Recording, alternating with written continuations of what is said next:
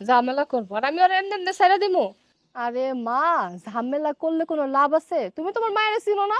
ও যদি কোনো ঝামেলা করে ওই কি আমার লগে পারবো? আমি উল্টা আর এই বাড়ি থেকে বাইর করে দিছি ঝামেলা কইরা।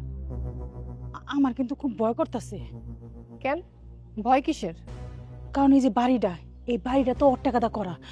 যদি কোনো মামলা টামলা করে। আরে বাবা, মামলা করলে করুক। ওর কাছে কোনো প্রমাণ আছে বাড়িটা যে ওর টাকায় করছি? বাড়িটা তো ওর নামে না, বাড়িটা তো আমার নামে। বাস, এখানে মামলা খালাস।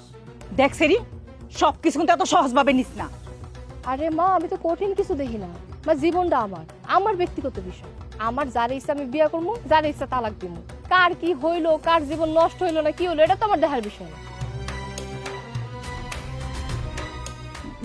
নতুনটা কই? আরে মা, পরে তো সকালবেলায় আমি কামে পাঠাইছি। তোমার তো কইতে ভুলে গেছি।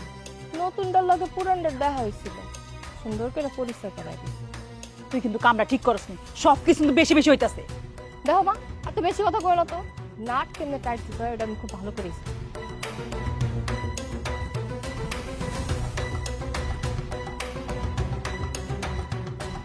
শোনো, আমি হইতাছি এই ইউনিয়নের সবচেয়ে কম বয়সী মেম্বার, ভবিষ্যতের চেয়ারম্যান, অদূর ভবিষ্যতে এমপিও হইতে পারি।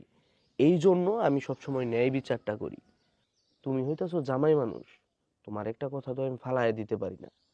কিন্তু আসল কথা কি জানো, আমার গ্রামের মেয়ে মানুষ যে এত খারাপ, এটা আমার বিশ্বাসই হইতাছে না। নিজের দোকানের দই কেউ টক কয় না।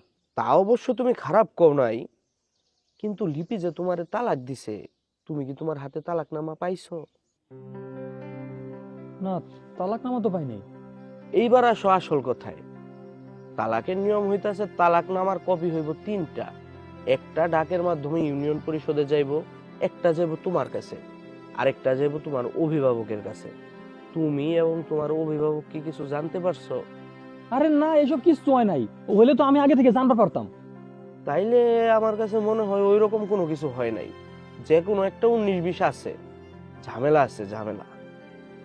আরে কোনো ঝামেলা নাই, ও আমার নিজের মুখে তালাক দিছে। আর খালি তালাকই দেয় নাই, স্বামী লয়ে সংসার করতেছে, সেই স্বামীর আমি নিজে চোখে দেখাইছি। যদি এইটাই হয়, তাইলে তো তোমার সাথে খুব খারাপ হইতাছে।